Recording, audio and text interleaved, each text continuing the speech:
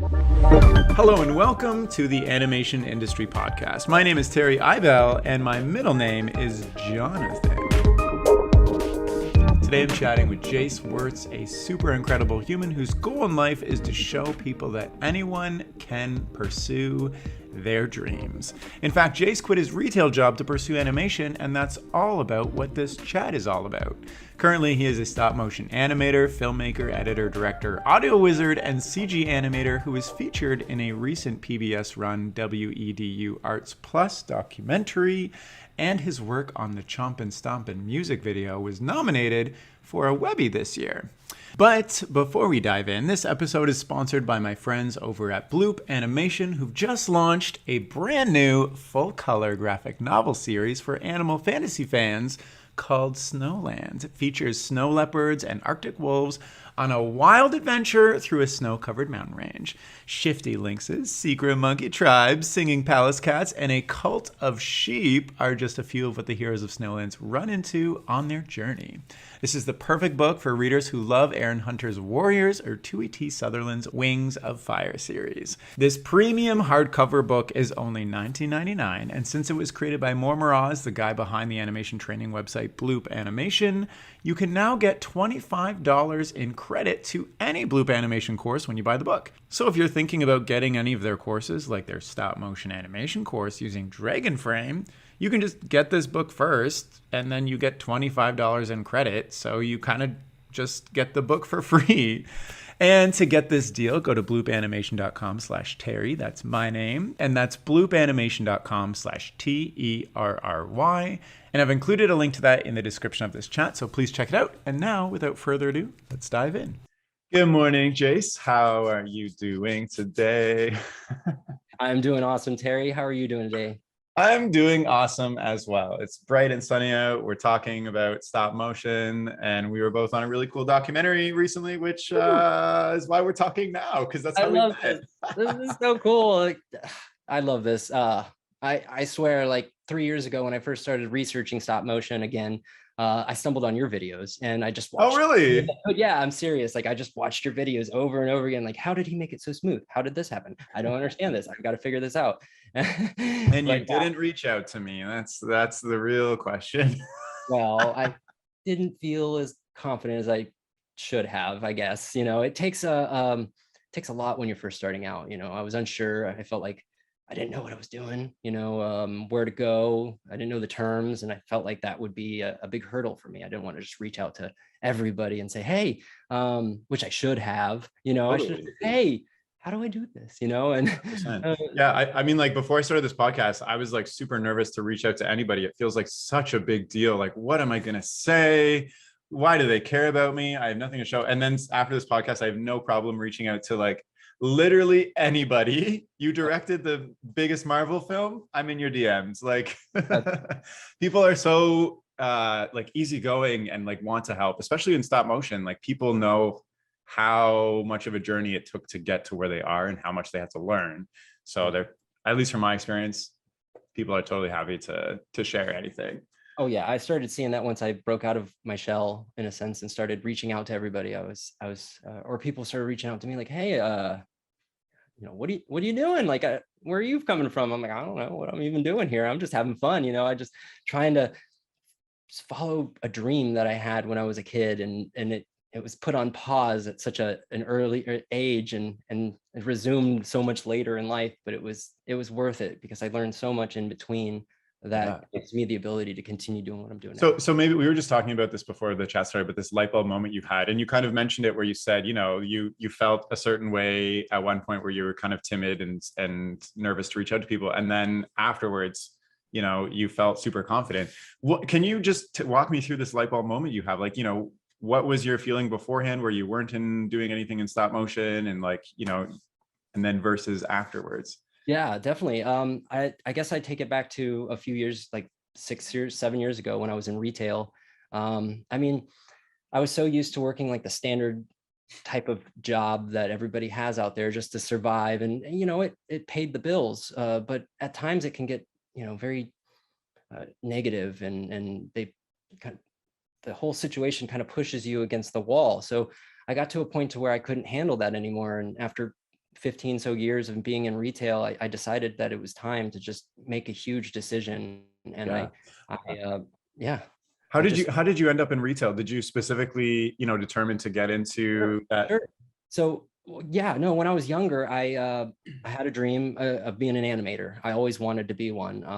I mean, it goes all the way back to like being 10 years old. And after my parents had a divorce, my mom and I moved in with her best friend. And she had a little VCR camcorder, and she taught me. She was a director for theater, a theater director and a writer, an author, all kinds of different amazing, uh, you know, uh, hats that she wore. But at the time, we were all trying to heal and mend our wounds from the divorce, but she was there with us and gave me this VCR camcorder to play with and showed me how to operate it. You press the little red button and then you press it again real quick. You keep doing that until you are able to capture enough, still images. And the beauty of it is the viewfinder, you would just look in it and you could hit play and it would play it in sequence. You didn't have to have any kind of format. So it was almost like magic happening on the screen. So I take all my toys, and I had a whole collection of Star Wars toys and Ghostbusters, and I would just set them all up and play with them and record them. We'd have big sets and scenes, and it was an amazing process.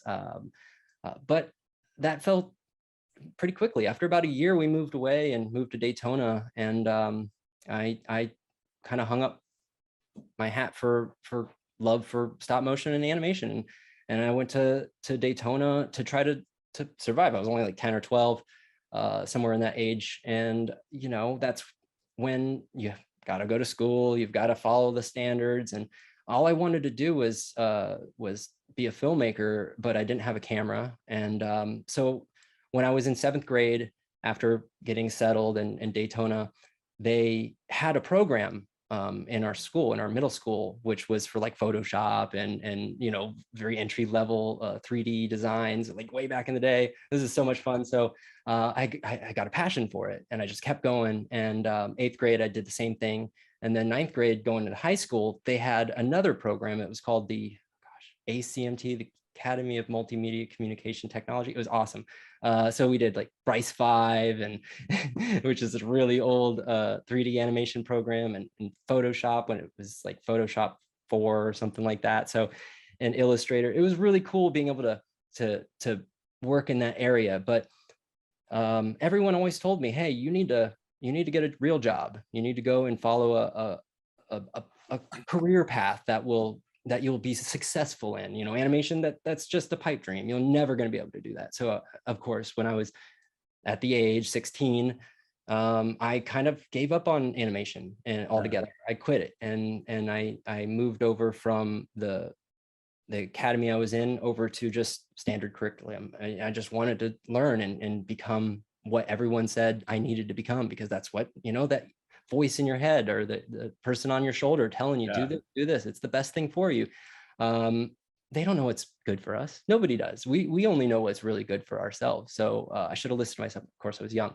But long story short on that, it led me to just working in retail for 15 years of my life.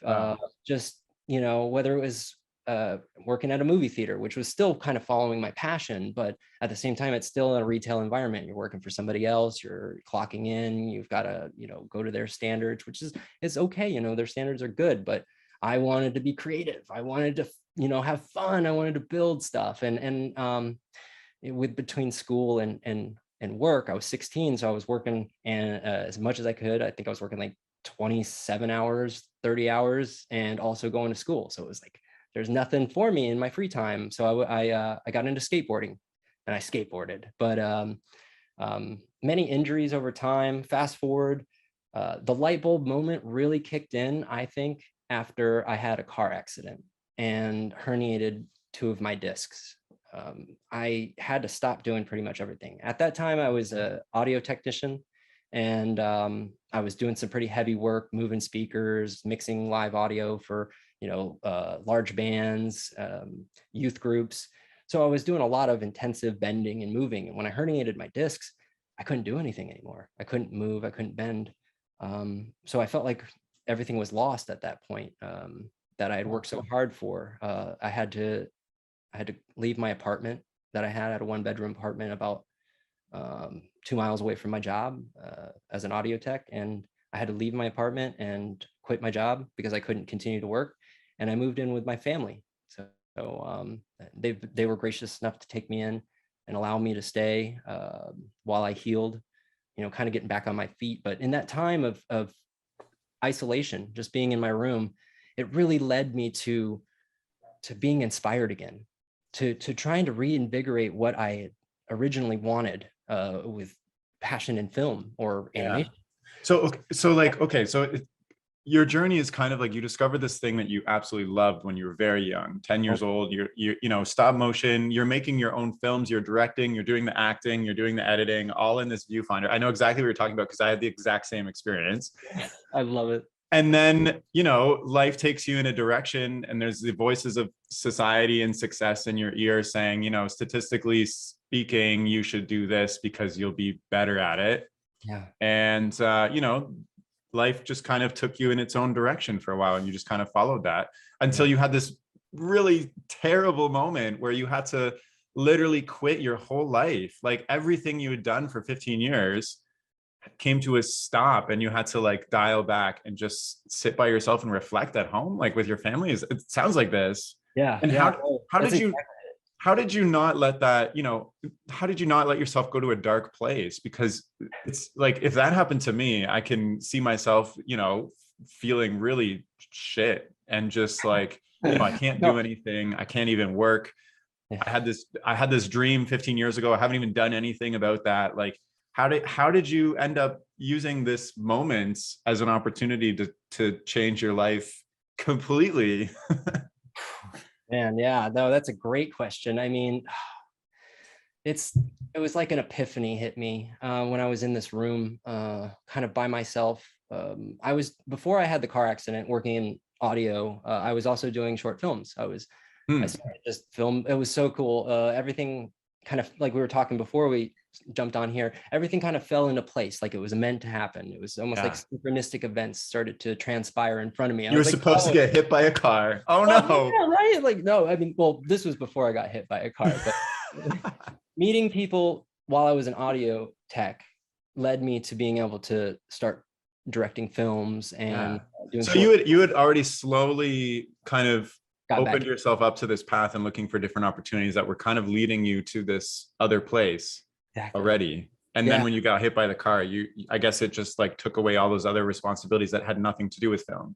That was it. I couldn't be on set anymore because on location, it was just too difficult for me to be able to continue my tasks. Even if I'm just, directing film, you still have to do certain, movements that I was unable to do after I had my injuries. But yeah, to go back to where you were asking about how did I avoid the dark times? And in all honesty, if it wasn't for family, I think my family really helped uplift me because they said, don't worry about it. Everything you work so hard for and you put so much effort into it, you did it. You were successful. You could do that. Wow. But now that you're injured, it's time for you to see what you really want to do. Like, what do you want to do? Now you have the time, to do this. And when I first moved in with my family, I actually, I'm not too far away from Tampa and in Florida, but I went down to the Art Institute of Tampa to check it out because I really wanted to get into some type of course or schooling where I could meet other filmmakers and integrate and get comfortable with them. But I already knew how to do some of the, editing, and I didn't know how their standards were, but I wanted to see. So I went toward the facility, right? And nothing against them, but it's a very small campus, and their technology wasn't really where I was hoping to be. And again, filmmaking wasn't really what I ultimately wanted to do. Live action. I had this inkling in the back of my head, scratching, just saying animation. And I don't know where it came from. Out of nowhere, I was sitting at home one day after the Art Institute, after I'd already realized that, and I even did another short film while I was here with my family just to see if I could. And it ran me for another, several months afterwards. I couldn't even really move very easily. But we filmed that one, and that one happened to be in circulation on Amazon for a while, Amazon Prime, which was pretty cool. It was just a short film, and it was all about like living your life, working the corporate world, just kind of abiding by what your boss says, and then you're 70 or 80 and you're finally discovering that you can go on vacation and you can enjoy your life. And that's what it was all about. It was about two gentlemen coming home, brothers. They just got back from like Hawaii on vacation, and they were just explaining how amazing their trip was. And it was very intimate, because they got to show how, they might have worked their life, their fingers to the bone, and their time is gone. There's no way to get that back. But that short vacation brought them to realize how important taking care of them, themselves really is, to really nurture oneself, to really, find your inner child and follow that passion, and how important that is. So that, I try to instill that with all of my film that I do. But yeah, so I did film that here, and then I quickly realized that was it. I hung the hat up, put the towel, threw the towel in, and I called it quits. So yeah, you did a little test. You're like, this is for me, and right. now let's go full throttle. So I just started doing research. My buddy Alexander Maroney, he was one of my actors I filmed quite often. So he was messing around, making little figures by hand and like almost like puppets. And I was like, hey, do you want to maybe do some animation sometime? Like, I'm going to learn it. I learned it when I was young, and I'm, a friend of a family showed me. I didn't really know what I was doing, but do you want to try this? And he's like, sure, yeah, I'm totally down. So about 6 months go by. I'm just on YouTube. I'm in forums everywhere. I'm hunting, trying to find everything. And I stumble on your videos. I stumble on Lee Hardcastle, like completely amazing. Right. Yeah. So I'm getting this dark side and this super happy, fluffy side too. So I think like melding them two together gave me the ability to kind of overcome the darkness that with losing sight of, your goals at a young age, and then just kind of falling into standard system, and then realizing that is just going to chew you up and spit you out, and it's unforgiving. It made me realize that I need to go back to animation. Like, I loved animation when I was younger. So I did a deep dive. I spent 6 months just researching everything I could before I even bought a camera. Are you working at this point as well, or are you still kind of living at home and figuring things out for yourself? Well, I was picking up the steam, and I'd say about a minute into filming Chompin Stompin when the pandemic hit. And I had a couple other jobs lined up, gigs lined up to where it was going to give me the freedom of being able to move out. Pandemic hit, that kind of just stopped everything. It was like, my herniated discs, they were still there. That pain was still very present. And in the time I was going to the doctor to see what was going on, like, why is my back hurting? Can I get some help, some relief? I got some MRIs. They said I had herniations. And then I went to a rheumatologist, and he told me I had fibromyalgia after several tests. And I didn't know what that was. I was like, what is that? And he's basically just said, it's widespread pain across your body all the time. It's constant fatigue. Like, I feel like I just ran a marathon uphill backwards, carrying 500 pounds the whole way.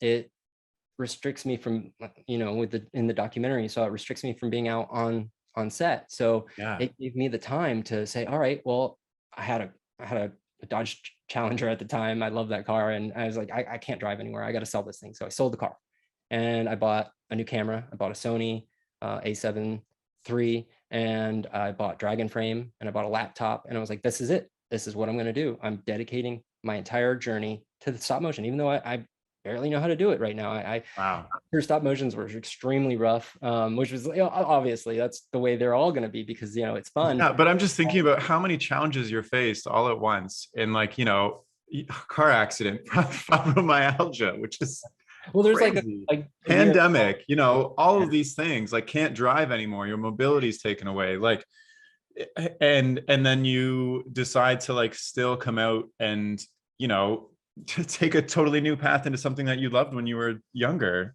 That's incredible. I had to commit to it because it was so much fun while I was doing it. And like I was saying, I did a couple of the test animations and I put them on my Instagram, and that was before I even had any animations on Instagram at all. I think if you go back, you could see it. It's called Senseless Videos or whatever, and it's a little guy skateboarding on a quarter pipe and he falls, and it was claymation, and I put a little green screen behind it, so I put the background in it, and it's terrible, but somebody I had worked with on a couple of the short films reached out to me, and he was a film composer. He did a lot of music, and he had his own little his own industrial music going, like a metal band, Stuck with Green. And he reached out to me. He's like, hey, would you be interested in doing a music video? And I'm like, I don't really know if I can, how long is it? He's like, it's 4 minutes and 24 seconds long. I'm like, that's a long video. Like, I just did a 9-second clip that took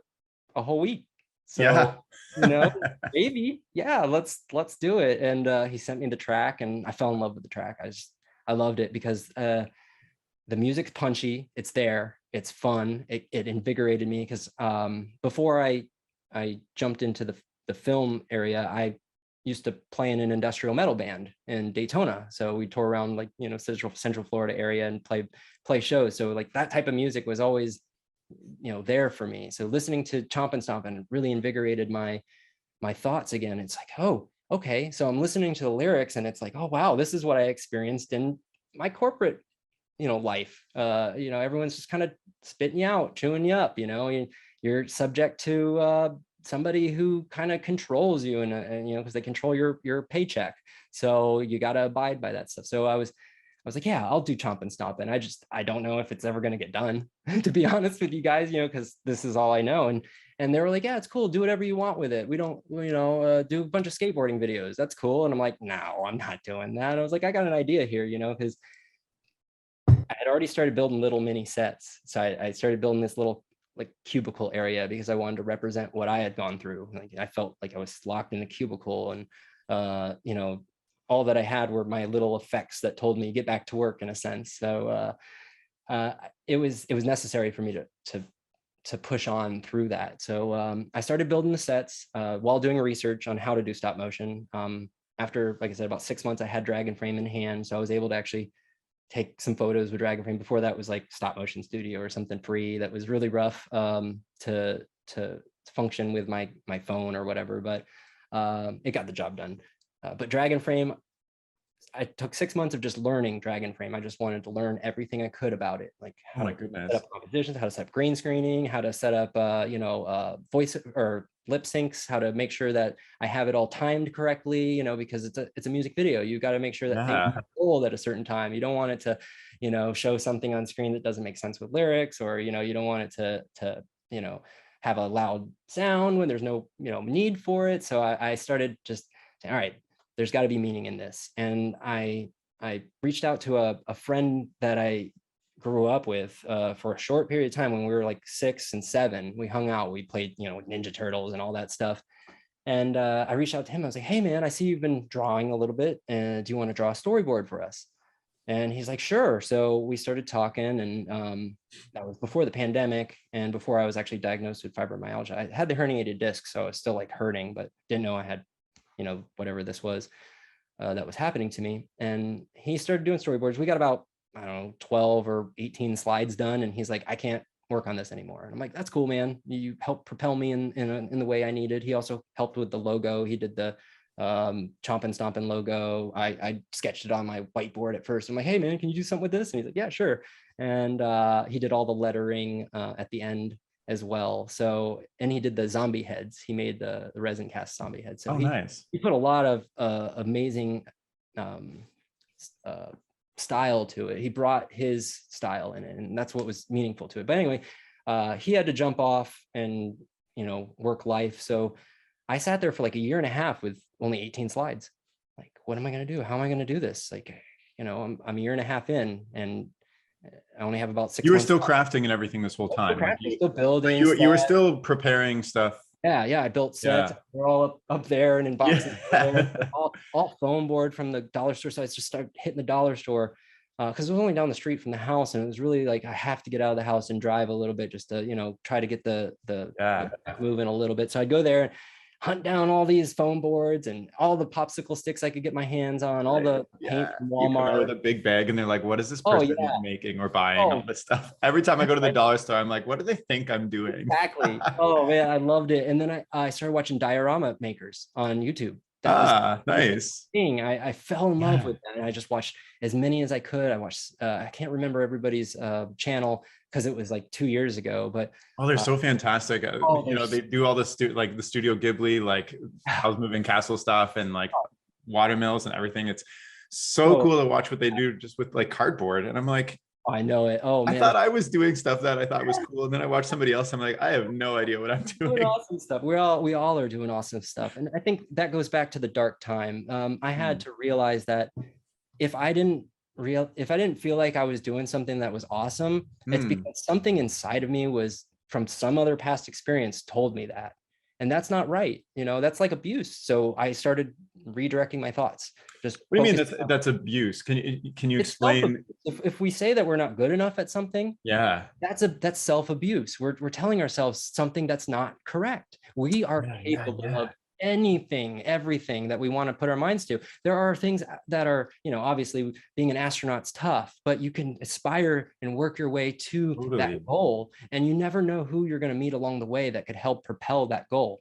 And I figured Yeah. stop motion was, you know, I always loved animation. It was a way for me to bridge into that area. You know, like, oh, I didn't feel good enough at first when I first made a few stop motions, but people loved them. They're like, yeah, that's pretty cool. You know, do you want to do this? And it took me until Chompin Stompin was finished to realize that I beat myself up way too long for no Totally. reason at all. Like, and You reminded then me of something else that I forget who it was, but they came on this chat and they said something similar where, you know, a lot of artists deal with imposter syndrome and not feeling good enough and blah, blah, blah. And their solution to combat it was just like, what would I say to a 5-year-old? Would I say like, you're not good enough? Or would I encourage them to like, and give them tools to get better? And that's how they kind of treat themselves.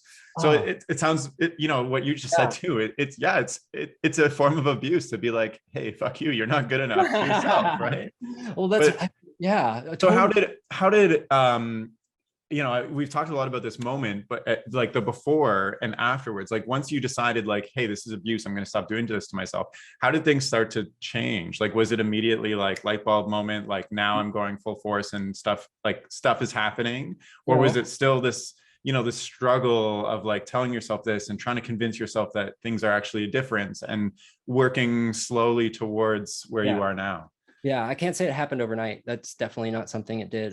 It took all of those years of I mean, even I look back to I was beating myself up at a younger age too, because I was Yeah. told, you know, go get a real job, quit, you know, following your passions, do Yeah. what we tell you to do because that's the best thing to do.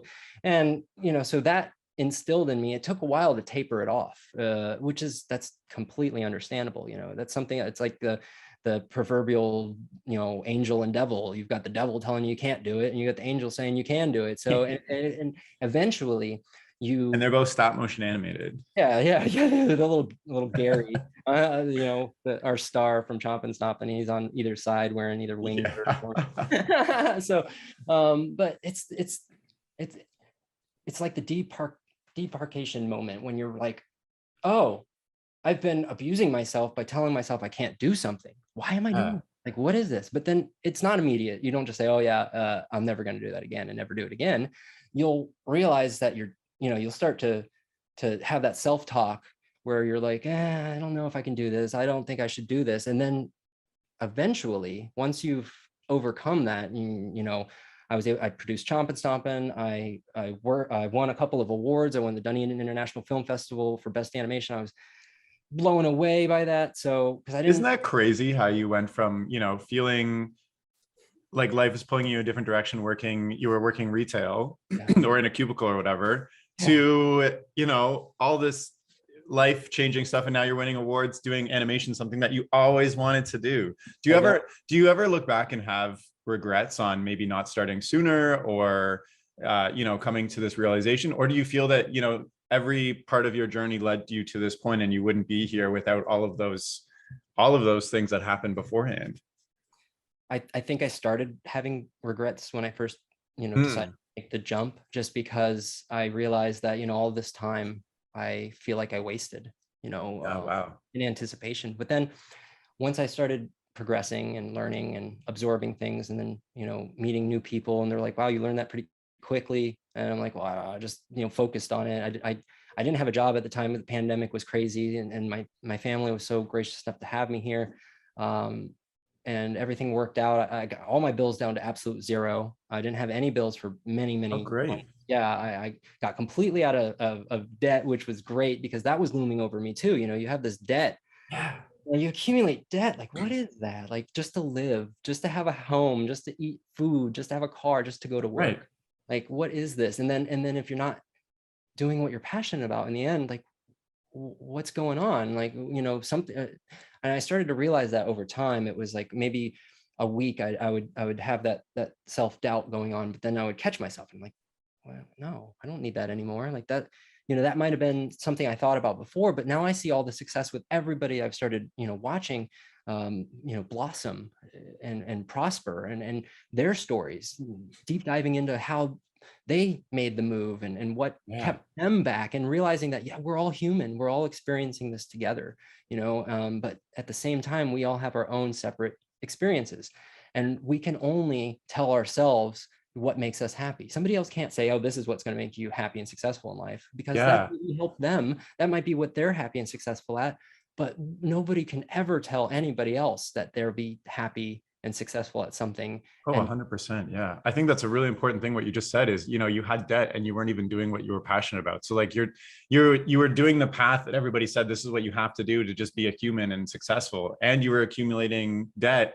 and not even doing what you were happy with. And you weren't even being what definition of success was. I think that's, I think that's so important, because like, for me, I had a similar moment where I was like, if I'm not doing what I'm passionate and happy about, then like, what is my life? Like, I'm living it for this external thing looking at me saying, this is how a successful person is. But it wasn't me. And it wasn't until I really, dug into myself and truly asked my inner gut, what is going to make you happy, that I was able to have this like honest conversation with myself going forward and say, like, you know what, if life isn't going amazing in certain ways that I want it to be, then like, what am I doing? I need to at least be doing something I'm passionate about, regardless of what happens in debts and living situation or whatever, because like, you only live once and life is short. And I appreciate what you were saying when you were like learning so fast. Like I had a similar thing too, where when I decided to change my career trajectory, like I was 30 years old and I felt like my age I was like, oh my goodness, in like 20 years, I'm supposed to be retired or something. Well, 50, I don't know, 60, 30 years, half of my life is over. My working life is over. I need to like learn everything ASAP. I had so much anxiety with like learning as fast as I possibly could. And that propelled me into my career faster than it would have. But now I'm just like, my mentality has changed. I need to like enjoy what I'm doing at a reasonable pace, not like this constant learning anxiety. So I'm happy when you were saying that, I was just relating to that in my brain. Sorry to interrupt, but no, that's perfect, because that shows me that that's exactly the route that I went. I had all those blocks. I had all of the struggles of imposter syndrome. It was all there. Like, oh, I'm not good enough. Oh, I can't do this. Oh, why? Oh, why? Oh, why? All this like just rhetoric going on repeat. And that's understandable. When we're chewed up and spit out, like we are in the workaday world, and then we're expected to rebound without any type of, oh, what's wrong with you? Like you should be okay. Like, what? Yeah, you're just doing the expected path. Like, yeah, the expected path is exactly it, and I think that's a detriment to all of us. It's really keeping us from being able to be our true inner selves, our real empathetic, compassionate selves for us and others. I always go back to this, like, they always say when the oxygen mask drops, to put it on yourself before you put it on someone else. Well, I lived my whole life trying to put it on everybody else first. Right. Yeah. And then I'm suffocating and I'm drowning and I'm not surviving. And it feels like society, and I keep going back to that, but I use that as like a blanket term because that seems like, you know, the norm of whatever is out there for everyone. They just want us to abuse ourselves, you know, Totally, ostracize 100%. yourself, bury your head in the sand, and just do what you're told. And 100%. And that's that's just the reality of it. I know so many people, and I've had conversations with a lot of friends where, you know, they're working the day job because that's supporting their family, their income, their et cetera, but they're not, you know, they're not super happy with it at the end of the day, and they're not doing what they want to do. And it takes a lot of I think guts to do what you did. And, you know, unfortunately you went through a bunch of situations that kind of forced you to reflect.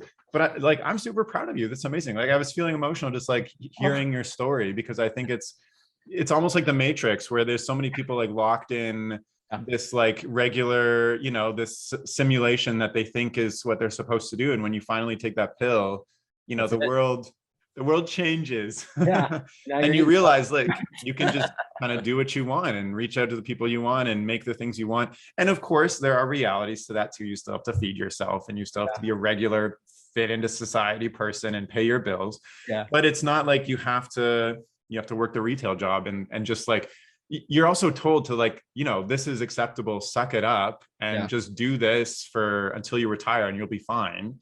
And a moment for me was like, I can't wait until I retire and I can start animating. And then I oh, was like, well, why the fuck would I wait until I'm like sitting at my cottage on the lake oh when I'm man, 65 to like finally do some stop motion animation when I'm like so behind? Why don't I just fucking do that now and then yeah, yeah, think about money later, maybe?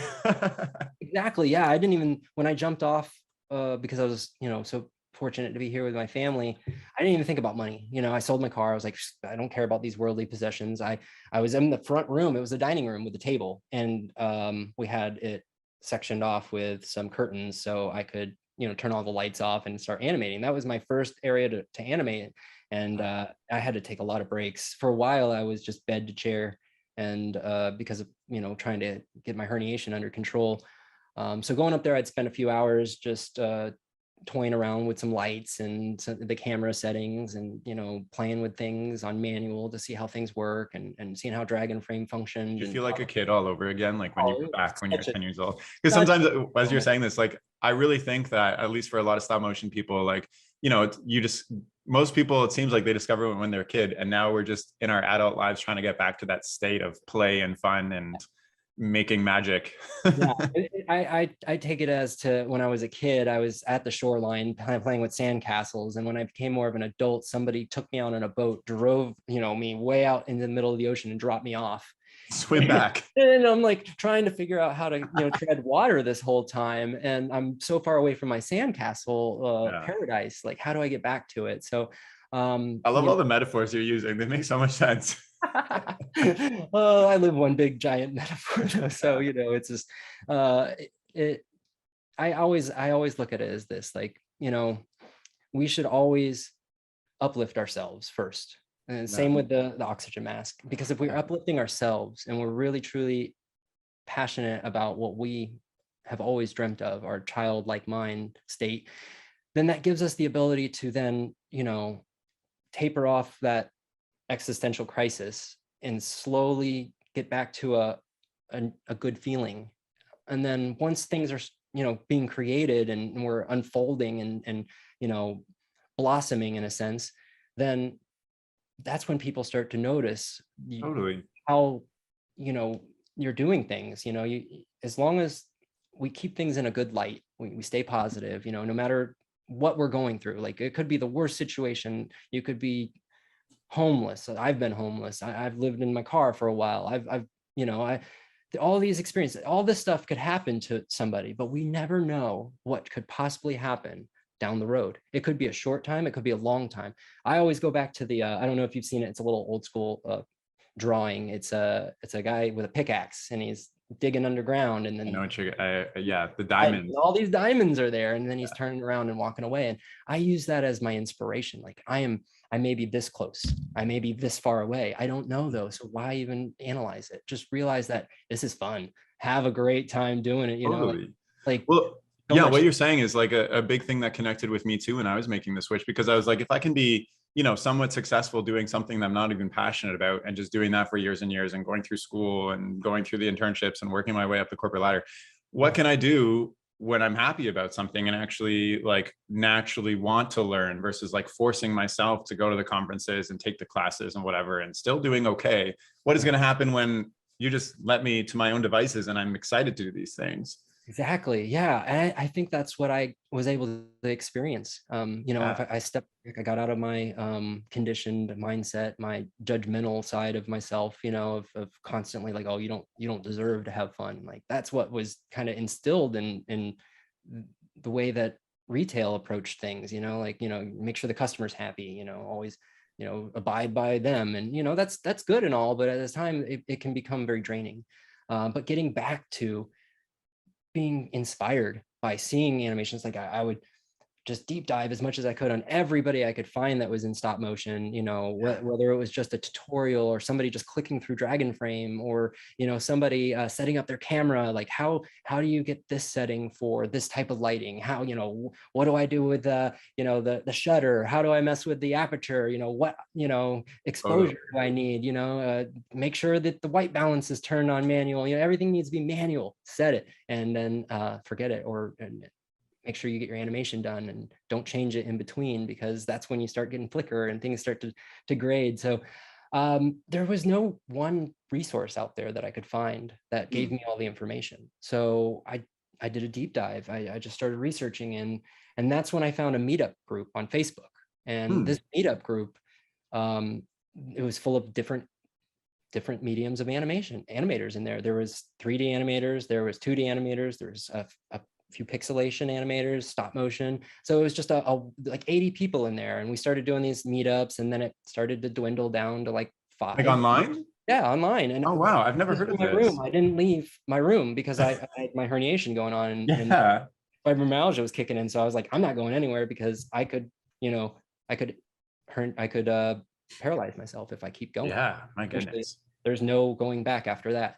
So I slowed down as much as I could. I used the internet as my resource. I went everywhere I could, and I found this meetup group, and they happened to be, mostly based in Florida and Orlando area, which was amazing, because, I might be able to meet up with some of these guys eventually, or girls, or whatever, whoever's on there. And like I said, it was about 80 something. And then after about a couple weeks, it went down to about 5 people. And then it went down to 3 people. And it was it ended up being a really good buddy of mine, and kind of like my business partner in a sense. His name's Jonathan Franks, and he's been helping me so much through meeting people, transitioning from being afraid and kind of like a in my shell to breaking free and being more outgoing. And I feel like naturally when I'm alone, I'm more introverted, but when I'm around other people, I can break out of my shell and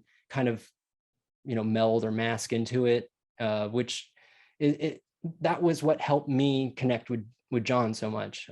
He was an inspiration to me. And but John introduced me to Austin Williams, who was who did our I wanted to know how, because like we both have a random, so Austin like randomly followed my animation from like high school, which was like he's been doing it 20 years ago now.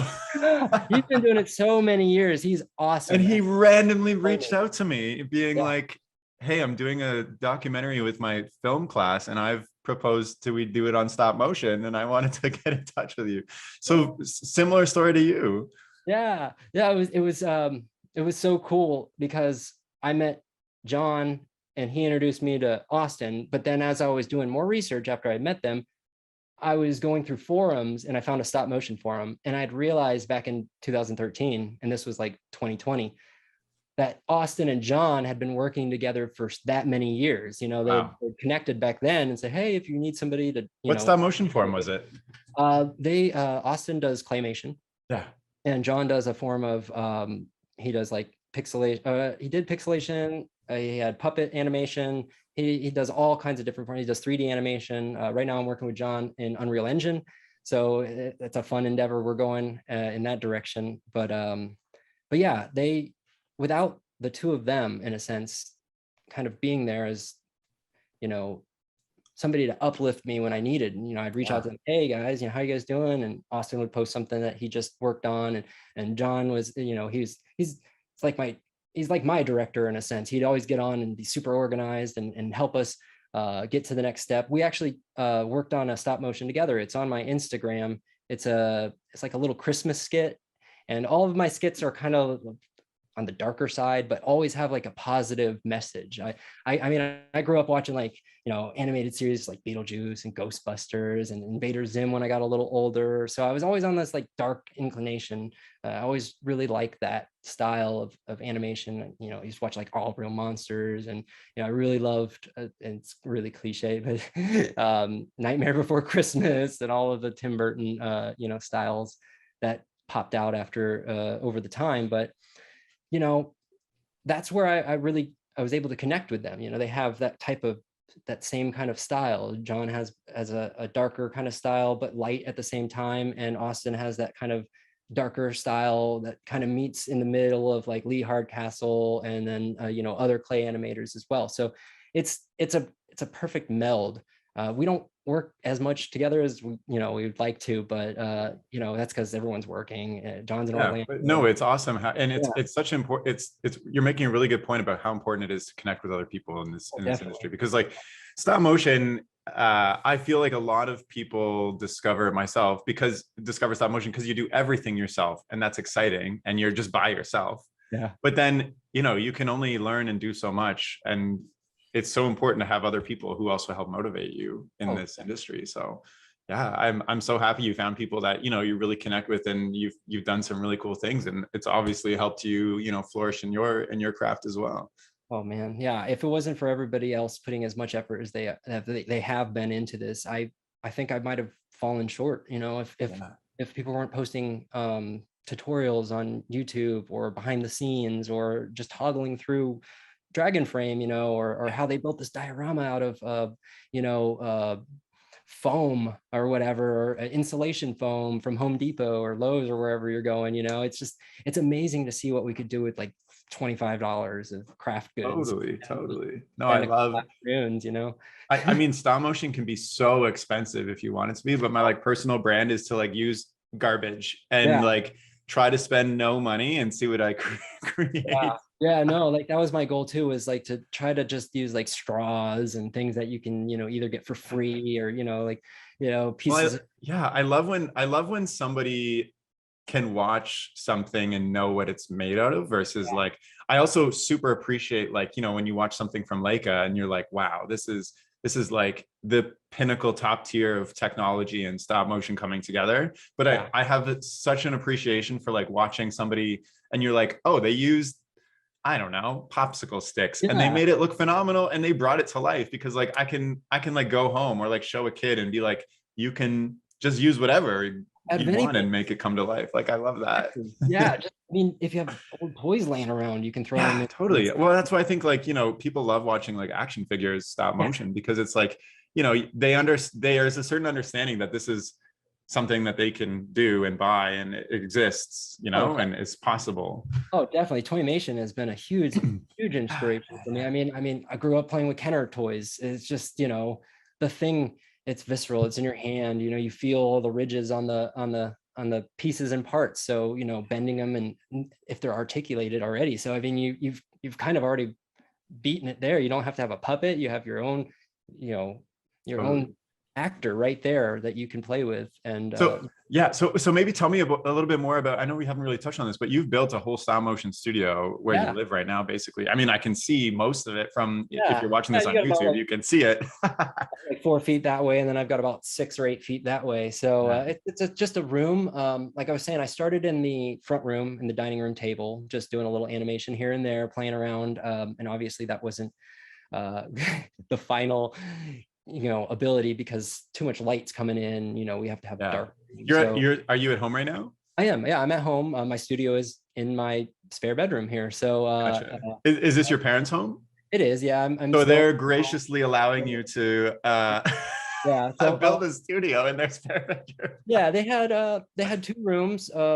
that were just for guests, and guests never came around. So they're like, hey, you're spending like $2,800 a month on your apartment. How about, since you got herniated, since you herniated your spine, why don't you just come and move in with us? And I was like, at first I was like, no, I don't want to do that. Yeah, I want my own space. Gotta be me, I gotta, work and up to the standard or whatever. So after I realized I injured myself a little bit more at work, I continued to work at in the audio as an audio tech for a while. But I wasn't lifting anything heavy like speakers. I was on a strict regiment not to do that, but I still couldn't go up and down the stairs all day long. So I let that go. And after that, I just went full force. I closed the studio up front, and they gave me this spare bedroom. It was all carpet at first, and it was really bare bones, and that was okay. But the carpet, how that is with a tripod. Yeah, right.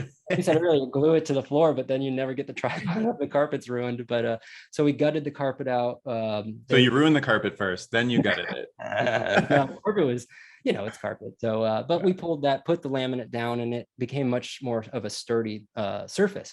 Makes sense. So I had previously, before I got injured, I had a home and I had a studio in my home, but it was always just for audio, for mixing guitars and drums and stuff together, vocals, some, Foley work, some effects and stuff like that, but nothing, super serious. And then I moved closer to Orlando. I wasn't in Orlando at the time. I moved closer to Orlando and left that house to live in a 1-bedroom apartment, similar, little studio. And I couldn't have a studio in my studio apartment. It was like, okay, either you have a bed and a TV and a couch, and either you relax and you sleep and you go to work, or you have a studio. So I had to definitely make some sacrifices there. But that's when I really got into the filmmaking side, doing short films. But after getting injured and moving in here and setting this all up, I took all the gear I had in storage, closed the storage, lined my walls in here. I've got all these metal racks now with all my gear. I've got cameras here. I've got my workshop, paint, foam board storage, puppet stuff's back here. I've got all the, Gary's up there, some awards and stuff like that. And then on this side's audio. This side is editing booth, main side. So I've got, workshop on this side, editing on this side, full studio going. My goal was, if I'm going to do stop motion, I better be able to do all of it. I can't just say I'm going to film it and then have to go and get somebody to help me with audio.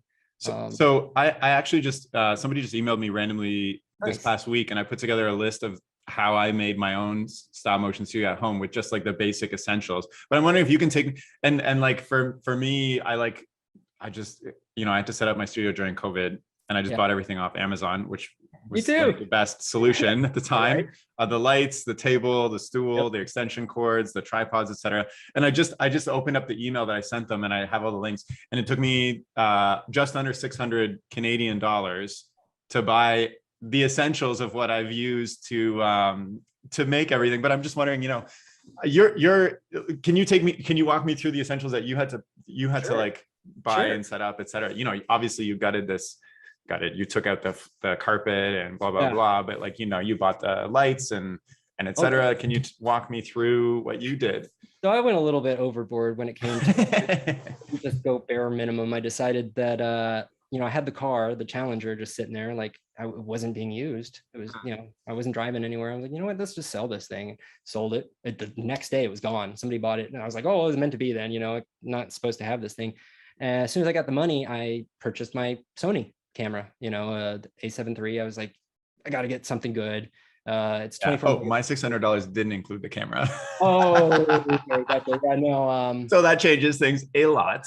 I already had a camera. Okay, that's good. Well, I had a camera, but it was a GH4 Panasonic, and you could use it with Dragon Frame, but you had to use the Blackmagic box, and you had to have a converter to this. And that's too much.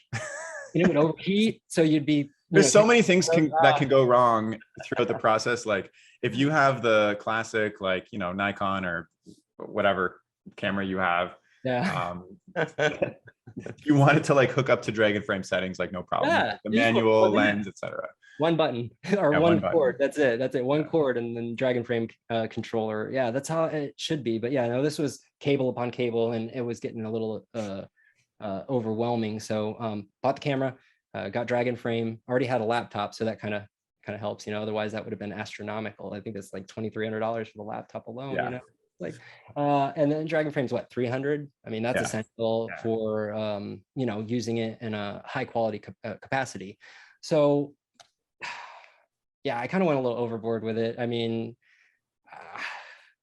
essentials with computers and everything, I don't know, $12,000-13,000. Like I said, the car and all my savings kind of went into this. Wow. I jumped off the deep end. I was like, so you bought, so like you have like professional lights and like a table and like all this stuff. Wow. And like the audio too.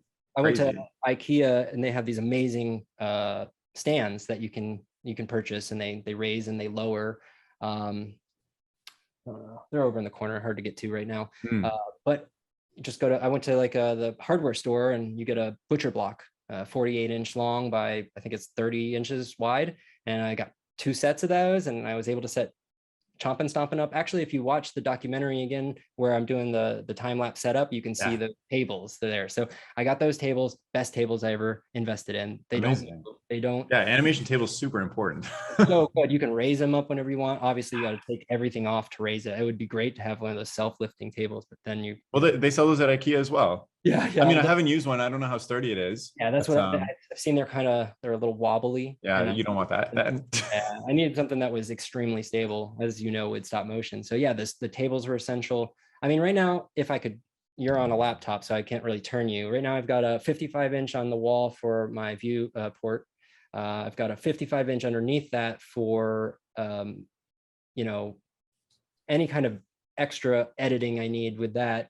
Got a 32-inch 4K monitor, and then oh my goodness, a 24-inch drawing tablet, followed by a 21-inch 1080p monitor, just to have playing, and 2 PCs running. I've got a 3070 and a 3060 graphics card. So can we swap apartments? Like literally, my bedroom, I push my bed to the side, and then I sit on my bed. My laptop is on my bed, and then the cords are connected from my laptop to my tripod camera, and that's my setup. Yeah, that's where I was there. I in the front room, it was kind of makeshift like that. But I mean, hey, if you live closer, I'd say you come down anytime. But I'll move. Come on down. That was my whole goal too. Was when I first jumped on this, I wanted to bring animation back to Florida. Well, yeah, you mentioned to me beforehand that you had some animators coming in and using your studio space. Yeah, so as well, which I think is really cool that you've been able to do that. Yeah, Austin's come over a couple times and animated with me here. Nice. Like I said, my buddy and co-animator Alexander Maroney, he comes over and animates with me. Actually, I would be editing a good portion of Chompin Stompin while he was in here actually animating a good portion of it too. So he animated, I'd say, like half of it. So fun. And it was really cool too, because we both didn't know how to do any stop motion at all. Your parents are just like, yeah, I'll make some cookies and bring juice. Yeah, I know. Yeah, exactly. Cookies and milk or whatever. But we didn't know how to do stop motion at all. So he's coming over and I'm like, I'm just gonna, we're just gonna fumble through this together and figure it out. And in the times that he wasn't over here, I was just deep diving research as much as I could. So when he'd come over, I'd say, hey, I learned this, check this out. And then he would be able to, he would mimic what I'm doing, and I'd go and edit, and then I'd come back and check the footage, and it'd be great. So then I go and start editing that footage, because like I was saying, it took 3 years from beginning to finish to create Chompin Stompin. And 3 years, I mean, the first year was me like, I don't know how to do stop motion, let me do research. The second year was actually only 18 slides of storyboard and only getting like 40 seconds of animation done. So the last 6 months is where we accumulated the other 3 minutes and like 20 or 30 seconds of animation. That's incredible. And to keep that determination going for 3 years on one project is well, it only took that long because I had to fumble my way and but still, yeah, like to not give up and be like, this project is too much. Let's start with something shorter or just change. Like that's incredible. And congratulations on finishing. It's a really cool music video as well. Thank you. Yeah, I had a lot of fun doing it. Just because it really reminded me of like, I don't know if you've seen the John Carpenter's film, They Live. So it just like reminds me of They Live in a sense, like all the all of the, you know, propaganda they put everywhere, Yeah. you know, the consume, that kind of stuff. So I wanted to pay an ode to that in a sense, because, you know, that's how I felt in a cubicle. So I wanted it on film without me going and saying that to somebody like, hey, like we're being controlled, blah, blah, blah. You know, then they look at you like you're a conspiracy theorist, like, oh no, you don't, you're just do what you're told. No, I gotta instill it somehow in an art form. And that's kind of what I wanted to do, was just Gary was me and what I went through, and all of the zombies and the wizard or whatever, the CEO manager guy. Those are all the employers and employees that I've worked with over time. You know, they see you not doing what you're supposed to do. They go and tell your boss, or they hold it against you. So, you know, Gosh, so sad, but I'm glad that, you know, you instilled this like experience into your art. Yeah. So let me ask you this, you know, doing everything yourself with people and building your own studio, et cetera. Do you have any, and there's, you know, in the US, there's a large stop motion scene in like Portland and LA, et cetera. Do you have any desire to go and work for a studio and do stop motion, or to, you know, get yourself closer to those areas? Or, you know, with everything you've built, do you have a desire to build more where you are in Florida, and to bring more work here, and, you know, start more of a scene where you are and work with people? That's a really great question, actually, because I've Uh-oh. I've literally been badmintoning this back and forth all day. Yeah. Well, last 3 years. Do I want to Okay, go? well then let me change the question. What would it take for you to move to, for instance, like Portland, Okay. and work there? What would it take to do that? I mean, it would have to be a substantial, you know, ensure that I'm not just on a 2-month contract or something like that. To uproot my entire existence here, yeah, I would definitely have to have something substantial. But So, but like, why not just like go for a 2-month contract and then come back here and work on like something fun? Well, the way my condition is, I can't. Yeah. I can't.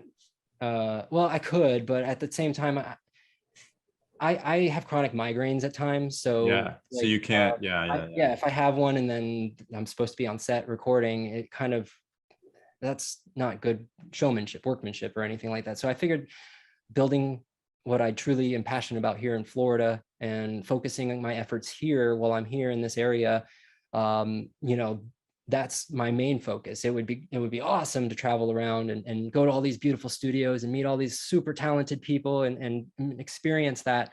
And you know, one day that could happen, and I'm not saying it won't, but at the same time, I love to take what I have in front of me and what has been given to me, and what I've earned over time, and just utilize that. I'm not like somebody who's looking at travel places to go. Like I rarely leave the house unless I have to get, you know, necessities. If I gotta go to the dollar store to get, you know, craft stuff, or I need to go to get food or pay a bill or something, but I'm not going out just to socialize or anything. Like my whole existence is like in my studio, because I enjoy everything I'm doing. So leaving here, I would have to have that kind of, I would have to be able to mirror that in a sense, you know, have a group of people that would be uplifting and have that same type of energy and feeling, and it just, I'm invigorated to go to work every day, or it's not even work, it's what I dreamt of doing. And so it would have to be, you know, that for me.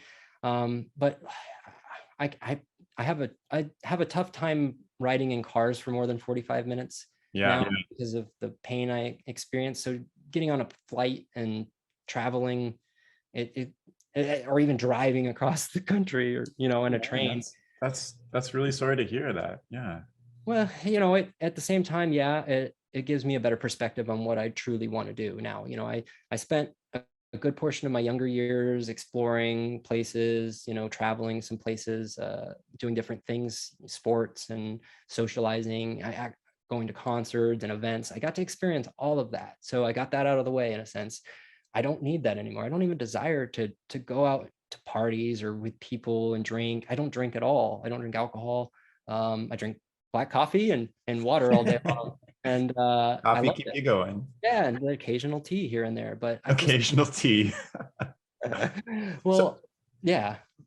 I mean, yeah, that's interesting to hear, because like I was also thinking, you know, there are commercial projects where they bring in an animator for like, I do it right here. 3 days right here. Send me all the stuff. Yeah, but also, you know, the world has changed I feel like the change has been sped up through COVID, where people are collaborating and working online, and projects have been done where somebody and then somewhere else stop motion animates something and submits it, and then somebody else edits it and contributes their stuff, or like sets are sent through the mail. But I've like, it's crazy. So maybe I think it might be really smart that you've built your own professional studio in your space where you can do these things.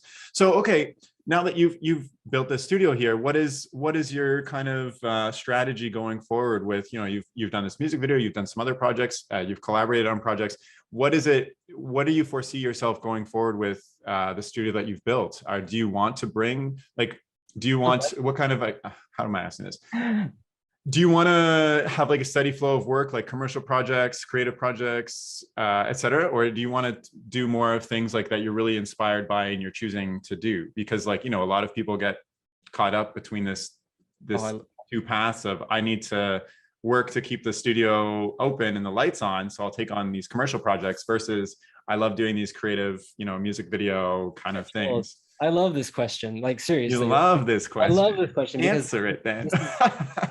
So next question. No, next question.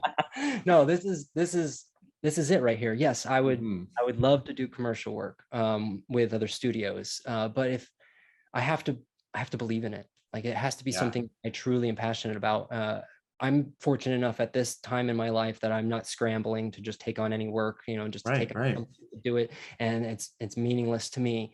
Everything that I have like a vetting period for myself. Like, if I'm going to take on some work, I make sure that I enjoy it. Like right now I'm working with some nonprofit organizations to help bring out some education stuff for children, and it's all done in Unreal Engine. So this type of stuff is meaningful to me because I want to help uplift as many spirits as I can, I love that. Yeah. Myself, or just doing things that I love doing, and maybe somebody will notice that and they'll say, hey, he's doing what he loves, maybe I can do that too. There's nothing holding me back. Only this, invisible voice in my head telling me I can't do it. So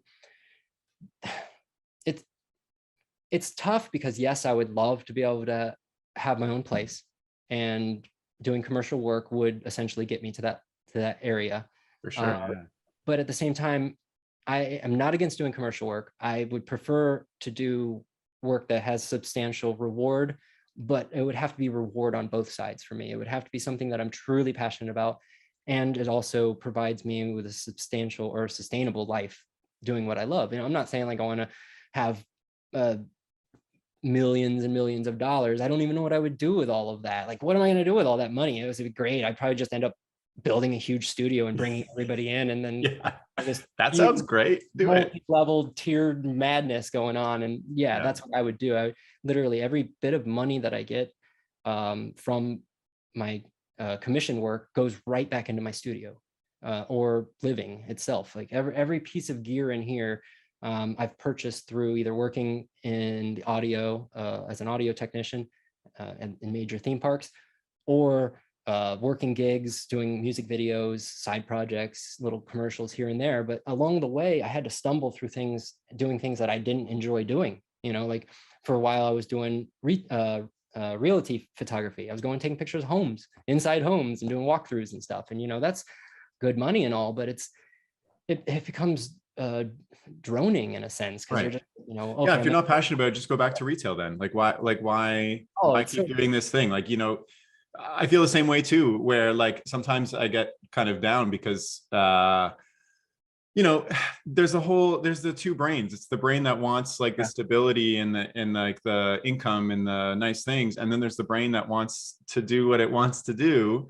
And when the stability brain starts taking over, I have to remind myself why am I doing this in the first place? If I want that lifestyle, I'll just go back to the business world. Like I can still go back. Like it'll take some effort and time and re-establishing connections, etc. But like the reason that I'm doing this other world is because I want to do what I want to do with my life. And if I don't know what I'm saying, but no, you're saying exactly what I'm thinking too. That's it. That's what I That's Yeah, what I, if I'm sorry, I no, just realized what I'm saying. If I'm going to do stop motion, it's because I'm doing it because I love it, not because I'm doing it because it's work. If I want to do work, I'll just do that other thing that I was doing before. So because I have been approached with other projects that I don't want to work on at all and I'm not passionate about. And I'm yeah, like, why would I take this? If because I don't want stop motion and animation to become yes. that other world all over again, because it can be it can be that world. And I've talked to people where it is that world where it's just work and they don't really enjoy it, and they're just doing it because they're paying the bills essentially. So Food and belly, food and yeah. belly. Yeah, So that's, for you, you mentioned, wanting to have your own place, etc. But like, I feel like you're in a good spot to explore what this is for you right now and to do those things that you're passionate about. And it seems like you have a space to take some time to really figure that out. oh, most definitely. Yeah. Like I was saying, I'm extremely grateful for this location and being with my family. I don't, I don't regret it any day of spending time with them, because this is what's important, being with the people Hmm. you love, doing what you truly are passionate about, what you really are inspired to do every day, what wakes you up in the morning, what brings that energy in and just energizes everybody, gets everyone kind of going. What does Yeah. that? That's what we should follow. Like if you have something that you can talk about on a tangent and not use any punctuation whatsoever, and you're just in it, that's what you should be doing. You should be Right. following that dream, that passion, not something that you're just monotonic and mundane about. Like that really just sucks the life out. It's soul sucking. And it's abuse. It is abuse from all parts. Either we're self-abusing our lives or daily existence by doing what other people tell us to do, or other people are abusing us by telling us that we're not good enough or we shouldn't follow our dreams or our passion. Mhm. And we should totally be following our dreams and passion. Like that's what we're here for. Like you said earlier, we only live this one life that we know of, so Totally. might as well jump off the diving board every single time and enjoy every aspect of the pool, enjoy Yeah. all of this water. There's so many things to do out there, so many possibilities. I mean, if you don't want to do stop motion, you could be a set designer. You could build these beautiful elaborate sets, or if you don't want to do that, you can make puppet clothing. Like Alex's fiance, Larissa Castillo. She is our puppet clothing maker. She actually has her own little fashion company called Alien Font, and they make amazing clothing. They make clothing for everyone and anyone who wants to step outside of the realm. Her slogan is fashion, out of this world fashion. Basically, they have these amazing little beanies, and she does the hard resin for these horns that she makes, and they glow and all kinds of Oh, different shapes. wow. But she did all the puppet clothing, and Alex did the face replacement for Gary. Like he came up with a way to do that, just did research and started resin casting the faces, and came up with a way for us to change them out. We only had like 3 different faces, and we figured clay was the best way. But everybody can find their own thing, Totally. It's I not have I have I have thing. 2 thoughts on this. And one is like, I've actually talked to people who have used animation or stop motion just as the most similar thing to what they want to do. And they're not actually doing, like, for instance, like I've talked to somebody who actually just wants to make puppet designs and like Yeah. make puppets, but they're doing stop motion because they feel that they can't really go on their own and just do puppets. So they're doing like stop motion as like the closest thing to what they actually want to do, and they're not actually doing the thing they want to do, which I think is crazy. Because there's obviously something to say about having stability and putting having an income and developing a craft, but also like you should spend the time to do the thing you want to do. And the person you said, I forget her name already, Oh, but like yeah. just listening to you explain how cool these glowing horns are that she's doing Oh, already has me interested in what she's doing. But if she, for instance, was like, what, I'm, like, there's not much craft in these, there's not much success in making these cool horns and hats and things and clothing, so I'll just do this most similar thing, which is animation, you wouldn't have shared to me, a stranger, what she's doing Oh, yeah. unpromptedly, like, Yeah. so We would, oh, yeah, I had no idea how to even get these puppets to have clothing on them. At first they were just naked ball and, socket armatures. I figured, I just put clay over top of it, and that didn't work. So Alex, I knew Alex's fiance, Larissa, had a fashion company. I was like, do you guys want to collaborate on this, have some fun, create some stuff that we've never done before.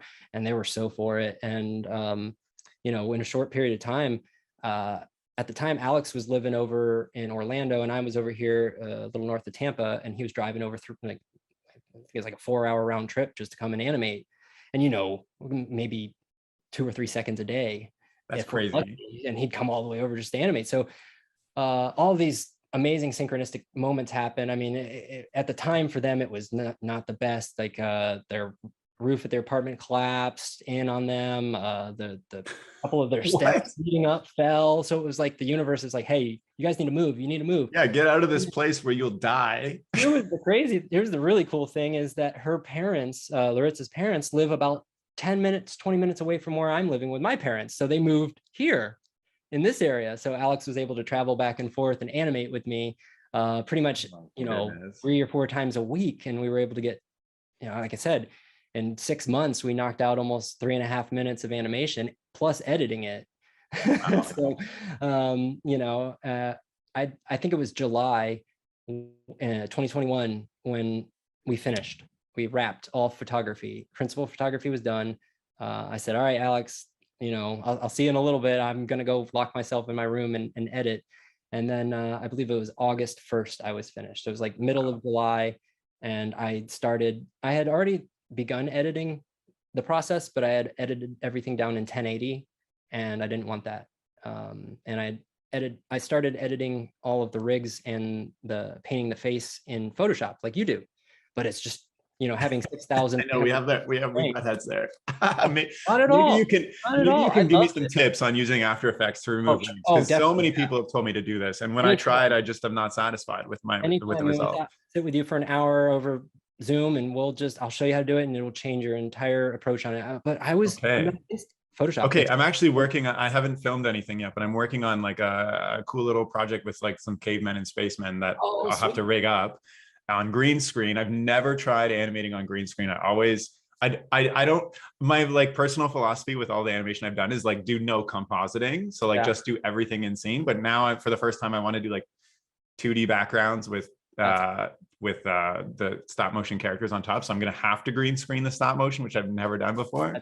So I will call you up and pick your brain when I reach that point. Yeah. Like I'd say 40% of Chompin's, like 30% of Chompin Stompin's green screen. And they're all composited. Like there's, you know, I would animate this puppet in front of a green screen, and then we'd animate this puppet the opposite direction in front of the green screen. And then I'd set up the set and take photos in the same angle of the set. And then I would say, oh, the green screen's here on this end of the set. I need a picture of a wall. So I'd take a picture of the wall real quick, and then I'd composite it in, and everything was tracked. I use manual sliders. So I'm like, you know, take a picture, move the slider a little bit, take another photo, move it a little bit, make sure it's, you know, moving properly. So having to do that for 5 or 6, you know, different images, or, you know, 30 frames times 6 for just one scene or one 3-second image, and, you know, tracking everything by hand, it can get tedious. So I was trying to do all that in, like I said, in Photoshop, but Photoshop restricts you from being able to use tracking and smoothing, you know, the camera motions. So After Effects was the best. Plus I started editing in 1080. I wanted it to pop out at 6K because I'm crazy. And it was megapixels. You got 6,000 by a resolution nobody's prepared for. So I edited the thing in 6K. And you can't do that in Photoshop. They only allow you to export, I think it's like 5,000 by 4,000 pixels. Oh my goodness. Where is this being displayed at 6K? I'm wondering. Well, I just, you know, figured I'd do it just for fun. But anyway, like IMAX theaters. I ended up exporting it at 4K, and I was happy with it in the end. So, but yeah, it's just, you know, Photoshop was great. It lets you get in there and make really clean, concise, you know, movements. But when it comes to, you know, animation where the character is moving across the set or the scene and they have a giant line on their face, I've found that After Effects has some amazing features built into it. So yeah, whenever you're ready, I'm totally done. Yes. It's done. Really it's just all about going outside of your comfort zone, trying something new, not being afraid to experiment with something. I just went and bought the like $30 or $50 green screen, one that opens up and you can just slap it on the wall. And then I just figured out how to light it and how to light the puppets and everything has to be in manual. So just make sure when you're ready. Okay. I'll Yeah, call you up. I'll like oh, walk you definitely. through live video what I'm doing. So far, No, I've done some green screen tests just with like oh, a cool. Bristol board, like a green Bristol board and lighting, and it seems okay. Because Yeah. part of the caveman, like his outfit is like furry. It's like fur. So Yeah. I'm like, I did a bunch of tests to figure out, how can I get this fur to look proper and Nice. like cut on green screen, because like that's super, because it's not clean, right? Like it's just Yeah. like little hairs Well, everywhere. So it seems okay so far, but I'll call you up. yeah, definitely. So And okay, so you finished this 3-year long journey film very recently, well, like 6 months ago or yeah, whatever. 6 years. How did that feel, and what's next for you now? It felt it felt liberating. At the same Yeah. time, I was kind of scared because I had made something that I'd never made before, and I didn't And know also it was these good. like these guys that had the music video, you like come to them 3 years later. Yeah, they were like, well, they were totally understanding though. They understood my commitment, and I was always keeping them in the loop, showing them new images. They understood the time it took, and what was in store was not going to be easy. They understood that completely when they brought me on board. And again, it's kind of like I used this as, like, I'd say Chompin Stompin is like my dissertation. I I feel like I learned everything I Basically. needed to learn, and that's my way to graduate from what my uncomfort of myself and feeling insecure over my capabilities. Now I shouldn't have those any longer, which they, like, to go back to what you're saying earlier, they do creep in from time to time. But now having that self-realization and being able to stop myself and say, that's just somebody else saying that from the Totally. past, that doesn't mean anything. The real truth is I can do anything I put my mind to. And Yeah. then, anything I want to do, and I can bring people with me and help them, and they help me, because I learned something every single time Alex came over. And I might show him a new technique, a new way to do things, but by him doing it and me observing it, it really gave me a new perspective on how this can be done in different ways.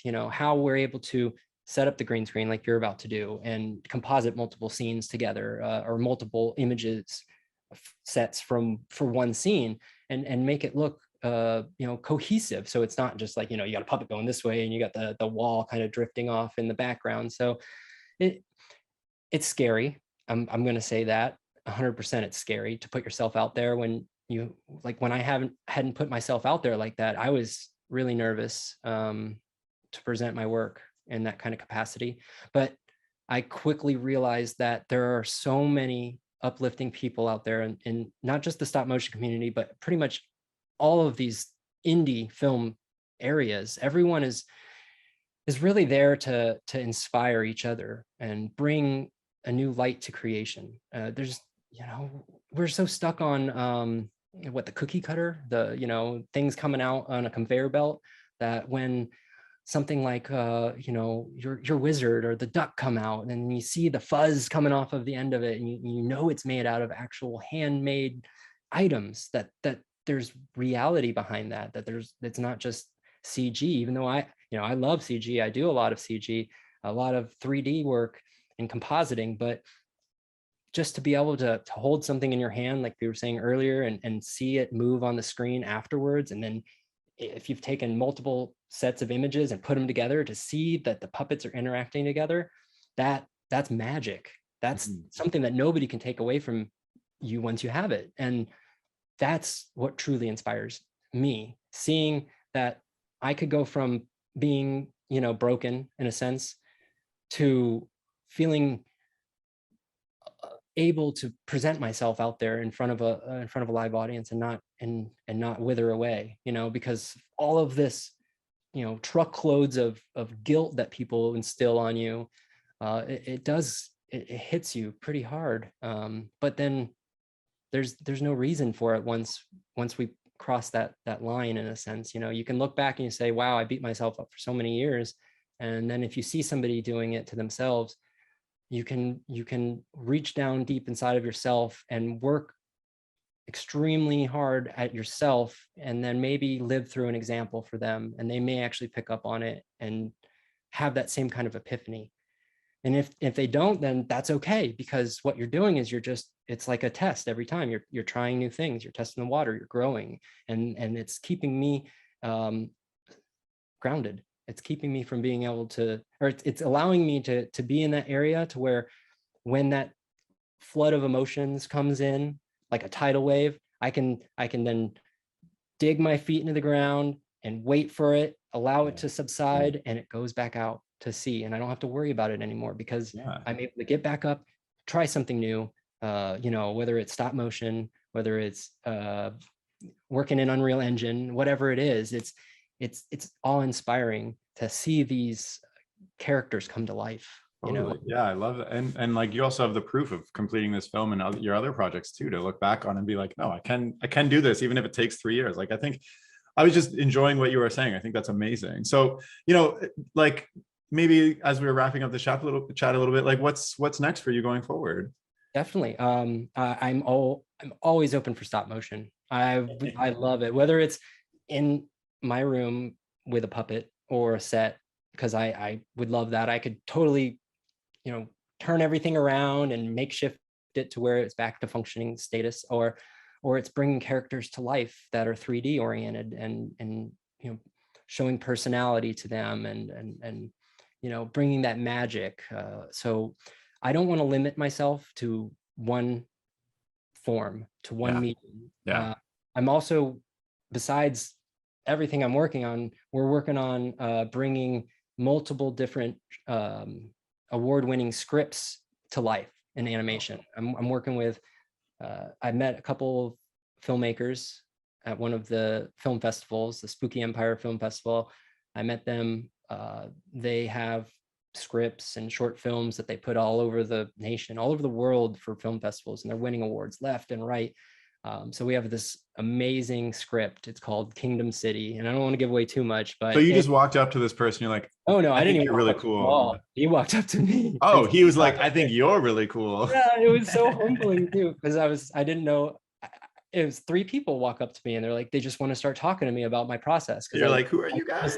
Well, no, I had already knew one of the guys from previous film festivals, and he had just moved down, and I was watching his films, and that's when I first started directing films, like short films. And we were at the festival and I'm watching his film, and it's kind of like Matrix related, and it's awesome. I'm like really into it. I'm like, wow, that's so cool.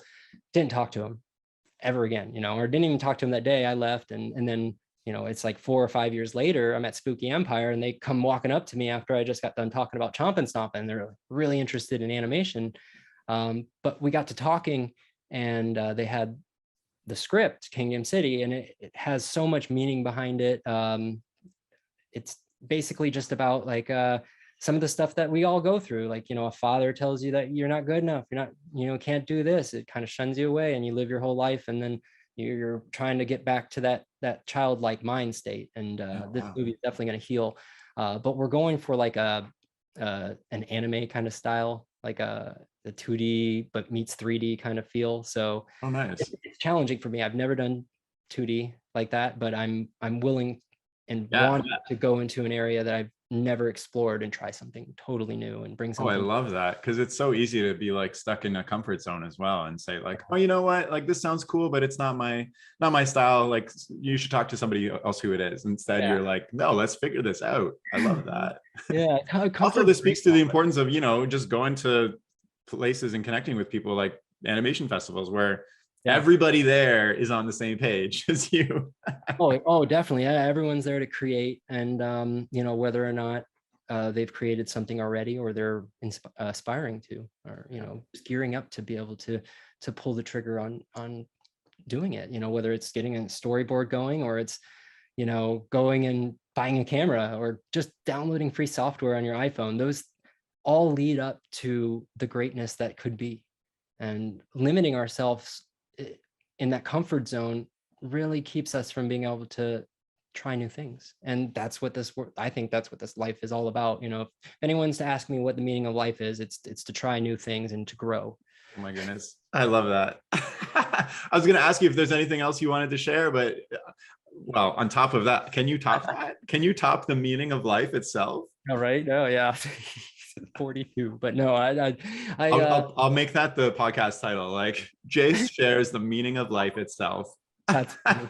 I don't think I should be the one to describe the meaning of life, but at the same time, in that caveat, I believe that we should all be aspiring to do what we truly want to do, and Yeah. in a positive light. I mean, you know, whatever we learned and watched on TV, and if that's something we want to do, maybe we need to reevaluate our lives. But but definitely follow your dreams and don't give up on it. If somebody tells you no, then it's probably something you should do. You know, if you're truly passionate, if you go to somebody and you say, I want to do stop motion animation, and they look at you and they say, why? That's too hard. Don't do it. Find something easy. Just know that that is them saying, do it. Jump on board. Have fun with it. Try something new. And then you know what? If it doesn't work out, then you tried something new. And like you said, you never know. You may want to make puppet clothing. You may want to set up the camera. You may want to, you know, because we have directors of photography. We have directors. We have puppet fabricators. We have wardrobe. We have all kinds of different areas in our medium that somebody could find a home and fall in love with their passion all over again. So there's really nothing holding us back besides our own selves. And at the end of Chompin Stompin, Gary, our protagonist, he kind of has the battle with the evil wizard at the end, which is the overseer. And then Gary touches the overseer on the shoulder and realizes that the overseer is actually himself. So the true meaning of all of this is that we hold ourselves back, and that if we can get past ourselves and overcome the insecurities that we hold on to so dearly, then that will allow us to break free and become our true selves. Wow. I feel like you've taken me on an emotional journey through wisdom. Oh man. Yeah, I know. I tend to do. No, honestly, I love this. And I think what you're doing is really special. And like your whole message of positivity and uplifting and like digging into yourself to figure out what you want to do, it's really impactful. And, you know, like I really do feel like you've taken me on an emotional journey through this chat, which is, you know, all I can say is like, it's just really special. I think what you're doing and where you've come from and where you're going towards. I think it's amazing. And I'm so happy we connected so randomly. I'm so happy too. Oh my goodness. So, like I said, man, your work inspired me so much to continue to push goodness, forward. that means so much to me. I think I watched the wizard and your duck drop like a few weeks after you created it, and then I saw I can't remember the name, the little purple bouncy guy with the ears. Oh my goodness, the mouse. Yeah, the mouse. that I put in everything. When the mouse came out, I was still up front in my little area up there in the crazy dining room table, and I'm watching your stuff on Instagram while I've got everything set up here. Like, I'm like, this is so cool. How do I do this? And that's when I really fell in love with the viscerality of it, you know, the fuzz and the texture and how everything was put together. And then so when I said I'm going to use foam, and I bought felt for the carpet just because you use felt on the duck, and it just my god, I'm like holding back tears right now. You don't know how much that means to me. Well, I made those things from such like a personal place, like not thinking anybody would care, and like even feeling like I didn't even want to put it out there. I was so kind of nervous and embarrassed to share it, and like literally it's been life-changing, and it's changed other people too. Like that's amazing. I love hearing that so much. Thank you. Most definitely. Thank you for putting it out there and keeping this this going. I mean, I know we're only one person at a time, but just us being one person doing what we truly love is I believe it's keeping this medium alive and keeping it, you know, the blood flowing through the veins and allowing us to explore new realms and not be put in a corner. Totally. Oh my goodness, I'm shedding a tear. Oh, yeah. Oh my goodness, Jace. Well, thank you so much for coming on the chat. It's been an absolute pleasure. I love that we've connected, and I think you're doing really cool stuff, even with all of the crazy challenges you're facing, which I think is really inspirational. And I'm hoping that somebody else is listening. I know somebody else is listening. I'm listening to this feeling inspired. So I'm really happy to share your story. So thank you so much for coming on. It's been an absolute pleasure. Oh, it's been an absolute pleasure for me as well. And I look forward to linking up with you shortly and, you know, seeing your work grow and what you come up with next. I just can't wait to see your stories, man. They're definitely inspiring and so cute, because I mean, we need that. We need a little darkness and we need a little cuteness to make everything. Yeah. Well, one of my goals is to do something adult and dark next with my personal work. So I have some ideas, but we'll see. But likewise, 100%. And yeah, thank you so much for coming on. And if you're listening and you want to follow or get in touch with Jace, the best way to do that is to reach out to him on Instagram at @space_Jacer, or check out his YouTube channel, which is Jace Wertz, or check him out on Facebook, which is Jace Wertz Productions. And I'll include all those links in the description of this chat. So give them a look. And that's all for now. Thank you so much for listening. Okay, bye.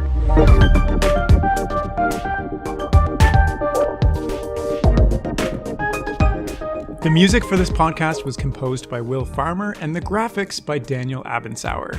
I encourage you to look them up if you enjoyed their work.